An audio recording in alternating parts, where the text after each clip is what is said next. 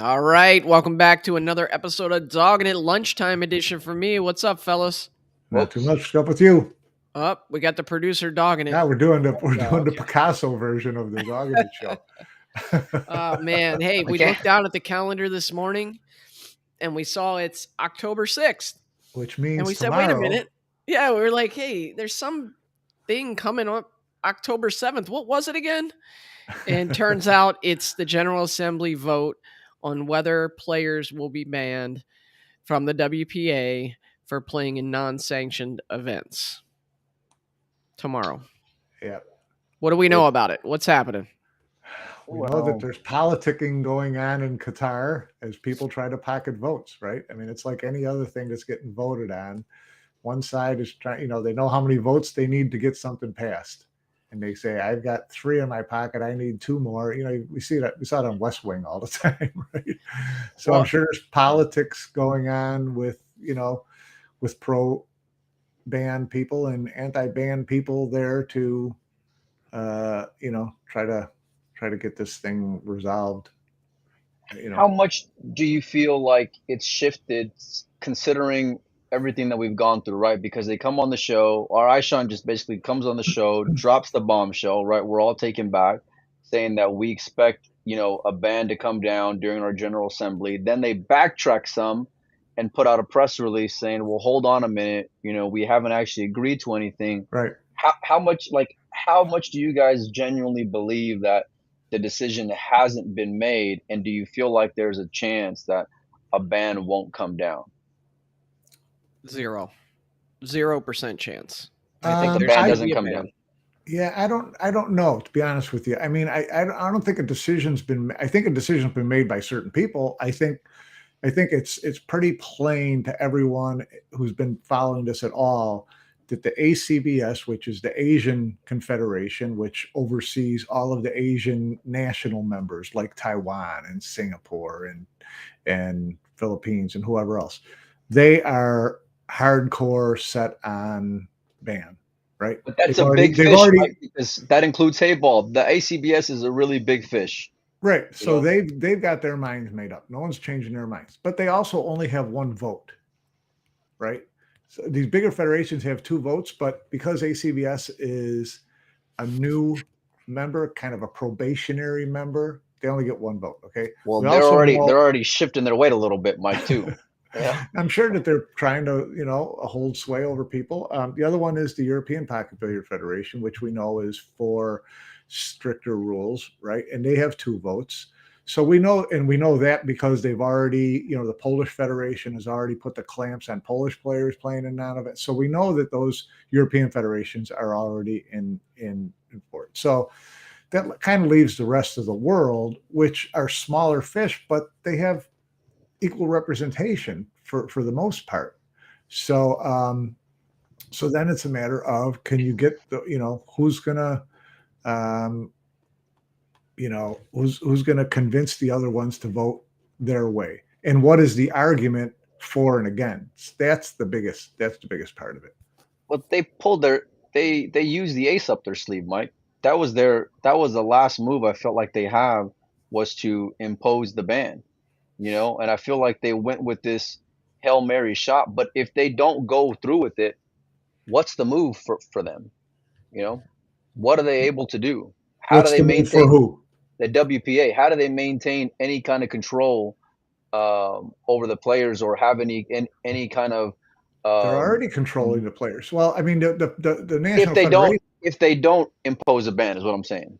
Well, if they don't impose a ban, then it's like it is now, which is, to a certain extent, the federal government telling the states, you can, we're not going to rule on this. If you want to, sell pot in your state, California, go ahead and do it. If Texas, if you don't want to do it, don't do it. We're not going to impose a national law, right? So it's basically the same type of thing. So the WPA may say, we're not going to do a blanket ban, which all federations have to enforce. Then we're going to let the continental federations and or their national members make that decision for themselves. Oh, come on. Are you really going to buy that, though? Well, that's what it is today. I That's mean, what it is right now. The kind of like a Europeans can do what they want. Poland's states' doing what they rights want. issue. Yeah. Wink, So wink. so Yeah. then it's just a matter of, some of those other federations, like the US is not doing anything right now. I don't think, South America or Australia, whatever the other federations are, they're not imposing bans right now, right? So they would still be, you know, be on their own to make their own decisions for their own players. Okay, so that's in that would weaken the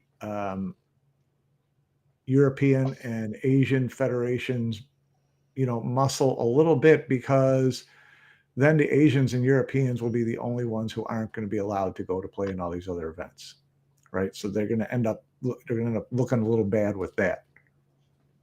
Another question to be asked is, where does Predator stand in all this? Because they're one of the biggest players holding WPA sanctioned events, including one World 10 ball, World Teams event, Women's World 9 ball, things like that, Mike and Joey. Well,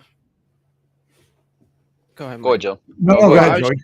I was just going to say, I mean, I'm sure that they're probably pretty supportive of the WPA, but at the same time, I'm sure they wouldn't want their Predator sponsored players to not be able to play in the Mosconi Cup or other big events Well, it that wouldn't affect Metro plays. Mosconi, Well, but it or you could. wouldn't think anyway. Why Well, wouldn't it? sure, it'll affect Mosconi, because if they can't play in the Matchroom events, they can't They play in can't Mosconi. qualify. Oh, So And if you look at the number of European Predator players, I mean, that there's could quite a be bit. 3 out of 5 for them yeah, on any given year. So, yeah. I imagine Predator's probably thinking through this and has some influence. I'm wondering, Well, their biggest influence would be in Asia and Europe, right? And I don't see Asia and Europe flinching. I don't see Predator having any influence on Asia or Europe making a decision one way or another. They're going to do what they want to do, because there's way more national money coming in from those federations than there is from Predator directly into, the Polish Federation head's pocket, the German Federation's head pocket, the Asian Federation's head pocket, whatever. how's this going to play out, though? How are we going to get news of this? Are we going to be updated in any way? Is it going to be? Are we going to have to wait till Monday till we get a press release? How do you guys see We've this got boots playing on out? the ground. Okay, you got We got insiders inside there. sources. No. We got It's not. I mean, I think word will leak out of there pretty quickly and pretty easily. I think if the ban goes through, the big players will want to beat their chest and make sure everybody knows it. And if the ban doesn't go through, the people like, BCA or whatever are going to be delighted to be able to tell everybody that they're not going to have to put a gun to Shane Van Boning's head, which they're not going to do anyways, right? So, yeah, it's going to be a lot of. I mean, there's really a lot involved here, and it was interesting when we spoke a while ago about this, when a lot of this first started coming up. Everybody's like, well, that's the end of the WPA. And I, kept trying to explain to people, WPA's got way more power than you guys think, in terms of being able to tell a player, you're not going here, or if you go here, you're not getting any funding. You can't play for the national team anymore. Asian players, you tell the Filipino players you can't play in the SEA Games anymore. That's a big deal, Mike. That's a big deal for those Sure, players. stuff like that's a They big hit deal. gold medals on a regular.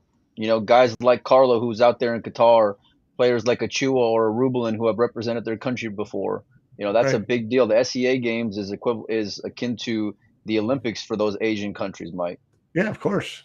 Of course it is. And in the European Championships and the World Games are a big deal to European players, whose federations give them money to participate and could give them a bonus for winning medals and things like that. So there's a lot at stake for a lot of these players to make decisions on. And that's where the WPA knows they have some muscle. At the end of the day, the players are going to have to make the decisions, because even if this Yeah, doesn't of pass course. with the WPA, as you guys mentioned, those local federations, those continental federations have already basically said what they're going to do, and so the players are going to have to make choices. And what I'm really curious about, were you guys surprised at any of the names that ended up in Qatar and not in Vietnam or vice Of versa. course. Yeah, Yeah, of absolutely. course. When you Well, got I big mean, guys there, like Shane was signed up for Qatar and blew through town. So he made his decision on the plane. um, Tyler is there, but well, I mean, American players, they do what they want to do. it was directly associated with not being in support of the ACBS banning players. That was weighted heavily on Shane's decision not to Right. go. Yes, You know, 100%. But you then know, you look at someone like, Josh, who's Josh FSR. is really an interesting situation because he's in Qatar. He played Francisco the wasn't there, China. Joe. He played the China Open filler and won that. He's playing in Qatar and he's not going to the Hanoi. Oh, he's not going to go. Is that's because there was a lot of speculation whether he would travel to Vietnam afterward. The word I got is he's not going to Hanoi Open. That's a big deal, So Mike. That's a big deal. That's a big deal on a lot of fronts. It's also optics, Mike. You know what that represents too, because right now they're positioning players in a way where whose side are you on? Where's your allegiance at, Mike? By Right. a name like Josh, who's a pretty big player, that speaks volumes. Right when all of this started a few years ago or a couple years ago, someone sent us a message and said this is very reminiscent of the Live Golf Tour and the PGA and everything that was going on, right? Yeah. And I remember thinking, yeah, it kind of is. And we're kind of getting to that point now, right? Where you might have one kind of cluster of events that are headlined by a Josh Filler, and then the Matchroom events that are headlined by FSR. You know what I mean? Like it could be one of those things where you essentially have two tours that are going on with two sets of players that are going to each one. Yeah, no, it's players. Well, Different players are going to make different decisions. The Live is a bit of a stretch because we ain't got that kind of money. You know what I mean? Like, it's big. Well, it's all relative. They're making decisions. There's a minor difference between the two. We had Aishan coming over here and pounding his chest saying, "Well, just wait till next year because we're gonna have more tournaments. We're gonna have more added money events for WPA sanctioned events." See, that's what I want to see. I want to see that.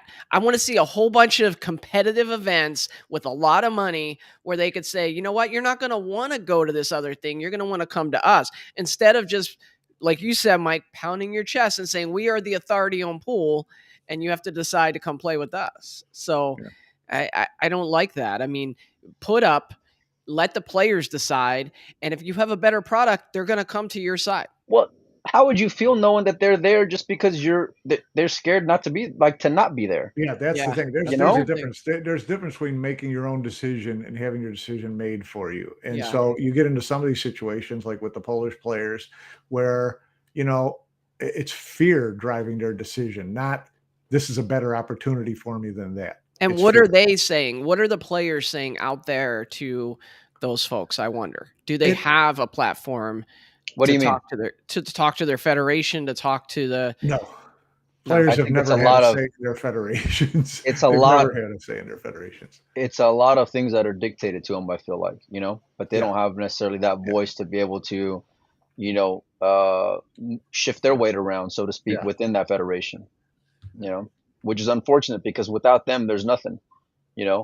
And I feel like there's just a lot of uncertainty, and I'm sure there's a lot of players that are interested to see how the next 48 hours are going to go because what happens and with this General Assembly is going to affect the pool community for years to come. And by some of these players going and playing WPA events versus Matchroom events or vice versa, it'll really affect the draw that they have in their own prospective events as well. What the quality of the field is going to be like, how many eyes are going to be tuned into watching it, things like that. How much you're going to value those events compared to others. And the biggest question, whether Panozza thinks it's going to be a major or not, which is like number one. I think all players, there should be no ban on majors, and I get to pick what's a major. There you go. I can't argue with you, Mike, because you're just the OG. So would you guys agree that the players this affects the least are the United States players? Not necessarily, Joe, because the BCA, from my understanding, will have to follow suit on the ban. which would mean that any allocations that the BCA gets to have their players represented in a world championship, if those players are playing in events that make them ineligible, then they will not be, the Shanes and the Skies and those players like that, the Tylers will not be able to play under those allocations in a world championship. Well, Right. good thing Shane already got his world championship. Well, and I don't think, I talked to Shane, but I don't think he cares about, if he doesn't play in the World 8-ball championship, the World 9-ball, World 10-ball championship, I don't think he cares. It's what's really going to be interesting if this goes through is what happens to the World 9-ball championship. Mm-hmm. Well, what does happen to it, Mike?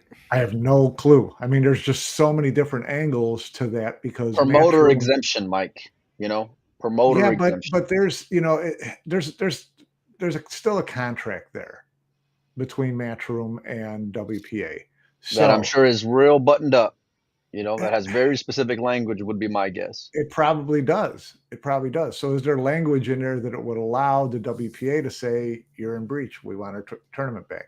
Or is there language in there to protect the WPA, Mike? Wouldn't they just put that much more of a microscope under that event more than anything and just try to find the WPA is going to let Matchroom run a world WPA sanctioned World 9-ball championship that's got 32 players that are persona non grata with the WPA? I don't think so. Well, what are they going to do? That's what I don't know. I mean, it depends on what the contract says as far as what kind of ownership the WPA still has over who can play in that event. They may not have the allocation, but they still may have something there that says, they have to be WPA members in good standing, whatever the hell it is. I have no idea, but it's going to be interesting to see what happens with, and would Matchroom sanction it with the WPA to keep that title? And would WPA allow them to sanction? I don't know. It's, then it gets into a lot of well, I'd guess they paid a lot of money for it, Mike. I doubt they would want to lose it, and just start their own, because if that were the case, why would they just, what if they rebranded it? The last thing they want to do is rebrand it and not be WPA, because now all of a sudden it's their first world championship and they don't have any living world champions playing in their event. I don't think that's a really good branding move strategically. The strategy. But what if they don't have options? I mean, well, that's the thing. Now more guns get put to people's head to make a decision what they got to do. So, I mean, the whole thing is we can talk about this until we're blue in the face. The players are getting hosed here by groups of people who are worried more about turf protection and ego. Oh, it's a pissing contest, Mike. You make no mistake about it. And there's no good guy and bad guy in this. They're all bad. The big question. Hold on. For those that are just starting to follow this, maybe didn't follow some of the other podcasts about this, the original dispute really came down to the WPA not being willing to use the Matchroom rankings, correct? Well, it was the original, they couldn't find common ground there. Right. Yeah. And then that's not an issue anymore, from what I understand. That even if they were to say, "Hey, listen, we accept your rankings as the official rankings of the WPA," then they still wouldn't come to an agreement at this point. What? Well, we'll see. That might change after tomorrow. Yeah, I think they need to get back to the table for the benefit of all the players. There's no doubt everybody needs to get back to the table. Yeah. I mean, you have to. There has to be an end game in this, right? It kind of reminds me of like the Russian-Ukraine conflict. At some point you have to find an ending, and the two sides need to find an ending to this, I think. Well, I'd guess we're going to have some kind of announcement during the Hanoi Open.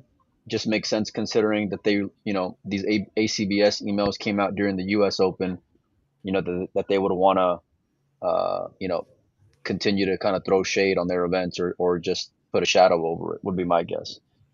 There's a comment in here from Ed saying Matchroom's not willing to come back to the table.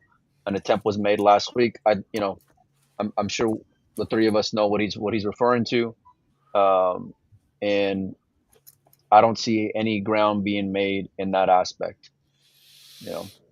Well, like I said, that may start to change a little bit when, if the WPA institutes a ban on all their federations and players start getting, these end up over here and these end up, and nobody's happy.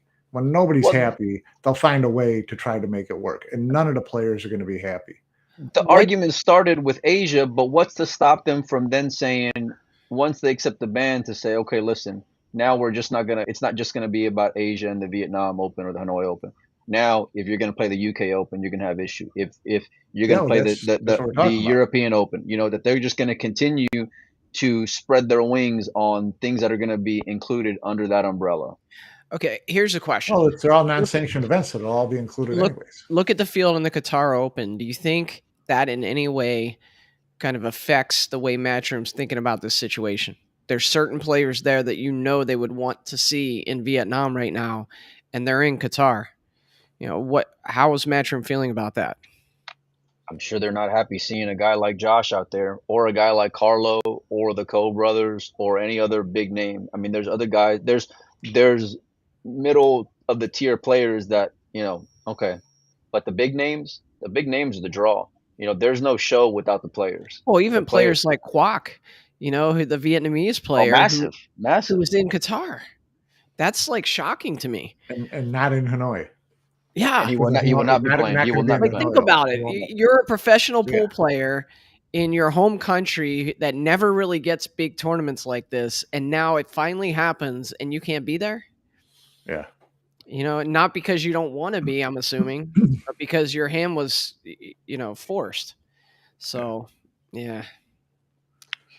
No, I know for a fact that he's been dealing with a lot of because he's kind of the face of Vietnam players, and has been dealing with a lot of things in the middle of all these Yeah, politics that are and that's going the Maybe he thing. on. just You wanted got to players avoid who don't the even Luna. like the people that they're playing with. This guy's there. He doesn't want to be there. He He's just not wants going to to be in avoid the Hanoi. He Luna. wants to That's be why in he ended Hanoi. up there. And yeah, right. So it's just it's yeah. When you have no choice, it's not for the betterment of the player. No, So it's not. But that's what they'll sell you on. The betterment of the sport and it's and not going and to the sell. advocacy It's not going of to the sell players. with anybody. It's not going to sell with anybody. It's strictly a power move, and they got enough power to intimidate enough players. If that's the way you want to run your business, then run your business. Then all the guys who want to be intimidated can go play in Qatar with the one on the spot and buckets and no television and enjoy the hell out of their $300,000 tax-free prize I fund. tell you what, after that commentator earlier It's just today, I'm becoming more of a fan of W of WPA YouTubed events, because that guy had me on the edge of my seat, boys. I mean, the edge. is I that was Pepsi? Is that Pepsi? Is that Yes, that was the guy that called. Man, I'd never heard that guy before in my life, but I oh can't get enough he's an old enough of him. he's an expat and big buddy of Darren and Jason and those guys. Yeah. I mean, I was on the edge of my seat. I didn't know what was coming next. I got my popcorn out, and I was Hey, just we blown need more away. of this. We need more of this in pool, right? Make it more Yeah. exciting. Yeah. So, what's we all expect the band to come through, and I do. so I what hold out hope that it will be a limited ban. I hold out hope that it will be not a matchroom sweeping ban or a WPA sweeping ban. It'll be up to the federations to do what they want to do. But that just sounds like a cop out, Mike, because then you can say, then WPA No, has an out and saying, well, it's not on us, it's the federations who are doing it. well, then We can't control them. that's going to put more pressure on those federations when everybody else in the world is still playing whatever they want to play in, and guys like Victor are playing where the polls tell them to play, when to play, and what to wear. Well, he's already doing that. We saw that in his social media post saying, Right. hey, you know what? I'm in Qatar, but I wish I would be playing in Vietnam. And I'm paraphrasing, but that's what he said. I was trying to think of a parallel from another sport, and I can't think of one. You look at like professional soccer, right? You have your club team, you have your country team, but the country doesn't dictate to you where you can play, what clubs you can play for. It's just something completely separate. I can't think of something that's similar. Maybe there is, but these are individual athletes that should be able to go and play where they want to play and not be told by a federation or a country that you have to go and play in these specific events as opposed to Well, those. it's I agree with that, and I kind of disagree with it because, it's about if Matchroom had every player in the top 32 got automatic $50,000, a year to be a card carrying member, right? Now, yes, they absolutely have the right to say, no, you're not playing in WPA events. Not if you want to keep that card and play on our tour. Okay, so well, they're not. Matchroom is not saying that. No, I'm just saying if Matchroom did that, that would be understandable, right? Yeah. Okay, so essentially, these federations are saying the same thing. Victor, we gave you X amount of money for education. We gave you X amount of money to go to these tournaments. We gave you X amount of money. We're paying your entry fee, your flights, whatever. That's your contract. Okay. So then, yeah, we do get to tell you where not to play. Now, you're fine. You can next year, don't sign the agreement, play whatever the hell you want, but you're not getting any of this money. You're not going to represent us in these world tournaments, things like that. As a country, that's your choice. So, there is kind of there's a little bit of understanding what the stronger federations, where they're coming from. They're supporting these players, developing their players, paying their way. Now, don't spit in my face and ignore the tournaments that we're behind. But is it true Would that be these federations don't pay for like Josh Filler to go to a Matchroom event? Is that true? They do not pay. No, Correct. They do not pay. So and I would say that much of Josh's travel this year has been to Matchroom events, right? As opposed to WPA events.